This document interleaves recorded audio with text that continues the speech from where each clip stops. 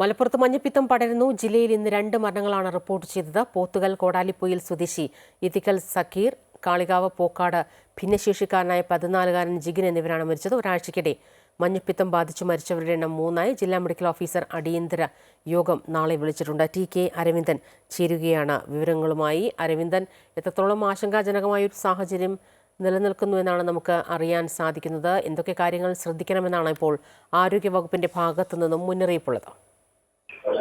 സ്വപ്ന, വേനൽ രൂക്ഷമായതോടുകൂടി ജലക്ഷാമം വർദ്ധിച്ചതോടെയാണ് ഇപ്പോൾ മലപ്പുറത്ത് മഞ്ഞപ്പിത്തം വ്യാപകമായി പടരുന്നത്.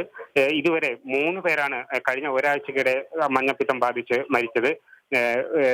ഇന്ന് പുലർച്ചെയാണ് ഒരാൾ മരണപ്പെട്ടത്. ഇവരെല്ലാം കോഴിക്കോട് മെഡിക്കൽ കോളേജ് ആശുപത്രിയിൽ ചികിത്സയിലായിരുന്നു. കോഴിക്കോട് സ്വകാര്യ ആശുപത്രിയിൽ വെച്ചാണ് ഇന്ന് രാവിലെ കാളികാവിലെ യുവാവ് മരിച്ചത്. അതുപോലെ തന്നെ കഴിഞ്ഞ വെള്ളിയാഴ്ചയാണ് മറ്റു 2 പേർ, ഭിന്നശേഷിക്കാരനായ 14-കാരനും അതുപോലെ തന്നെ ചാലിയാർ പഞ്ചായത്തിലെ റെനീസ് എന്ന യുവാവും മരണപ്പെട്ടത്. ഈ ഭിന്നശേഷിക്കാരനായ 14-കാരന്റെ സഹോദരനും പിതാവും ഇപ്പോൾ ചികിത്സയിലാണ്.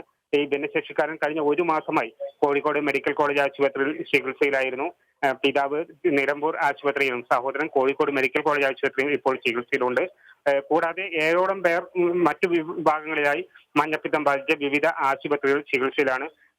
മഞ്ഞപ്പിത്തം വ്യാപകമായതോടുകൂടി ആരോഗ്യവകുപ്പ് നടപടികളുമായി മുന്നോട്ട് വന്നിട്ടുണ്ട്. നാളെ അടിയന്തര യോഗം, ഡിഎംഒയുടെ നേതൃത്വത്തിൽ അടിയന്തര യോഗം മലപ്പുറത്ത് നടക്കും. പ്രതിരോധ പ്രവർത്തനങ്ങളും വ്യാപകമാക്കുന്നുണ്ട്. തദ്ദേശ സ്വയംഭരണ സ്ഥാപനങ്ങളുമായി ബന്ധപ്പെട്ട് ജല മലിനീകരണം തടയാനും അതുപോലെ തന്നെ ബോധവൽക്കരണത്തിനുള്ള ശ്രമങ്ങളാണ് ഇപ്പോൾ നടക്കുന്നത്.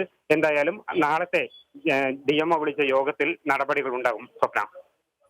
അരവിന്ദനാണ് വിവരങ്ങൾ നൽകിയത്.